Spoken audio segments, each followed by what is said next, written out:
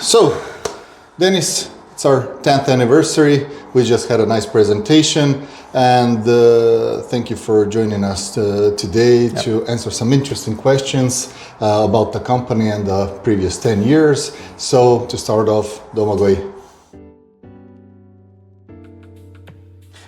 I have one question. When you're looking back from the beginning of the UniqCast and looking at UniqCast now, what is the one thing that hasn't changed from the beginning? Well, obviously me. I'm still here. So, seriously, I would say that we still have this passion to deliver great projects to our customers. It looks like a totally scripted answer, but it's not. We simply believe that we have to deliver something that we are paid for. Thanks. Yeah, perfect. And what would you say is actually the biggest change? Well, the big change, we are now a much larger company, so we have actually some serious people doing the QA, monitoring, DevOps things. So it's not only everything on one or two guys. Mm-hmm. So this made us, I would say, a better company and enabled us to deliver things better to our customers. Perfect. So if there is let's say you have a task, I give you a task, try to sum up these 10 years of UniqCast in one sentence. What would that sentence be? We started, we delivered some great projects, and we are definitely not yet at our peak. Perfect. Also not scripted. Yes. No, sounds awesome. Perfect answer. I know I sound like ChatGPT. But what would you say in the past 10 years? Does something stick out as something you would call you would say it was the biggest challenge, and how did you overcome it in the past 10 years? Let's say there are some big challenges during COVID, where we had to reimagine the company. We got a lot of people to work remotely.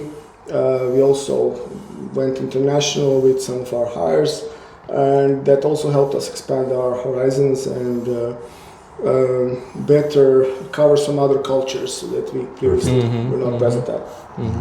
Is there any kind of achievement or project that you're especially proud of in this period? Well, we could remember some early projects like Cable and Wireless, where we delivered end-to-end system, and there were a lot of our components there. And let's remember our latest project like Dialog, where we delivered everything in 6 months, which was probably one of the most complicated projects we did. Yeah. Perfect. And is there a specific moment when you realized, okay, this company is really going to make it? Well, just yesterday.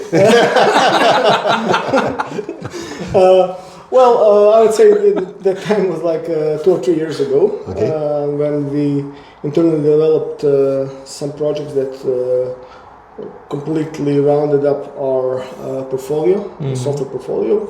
And at that point, there's just no actual way to fail on most tenders, because we can offer both the best service and price for a lot of types of projects. Perfect.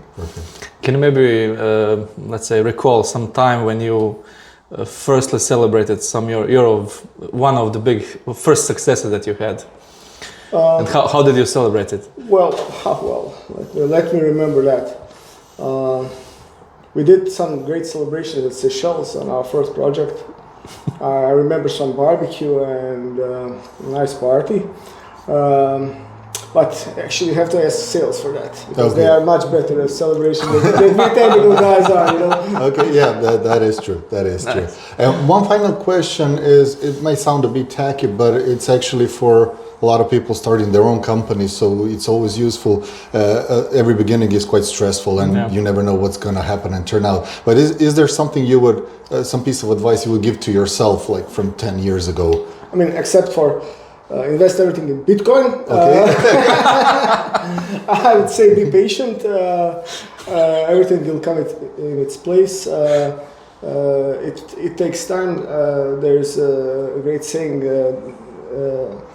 people overestimate what they can do in 1 year, but underestimate what they can do in 10 years. And I think we didn't even realize how much we can achieve in this 10 years that we have. Perfect. I wouldn't say add anything to that. It was a perfect Fantastic. answer. Thank you, Dennis. Thank you.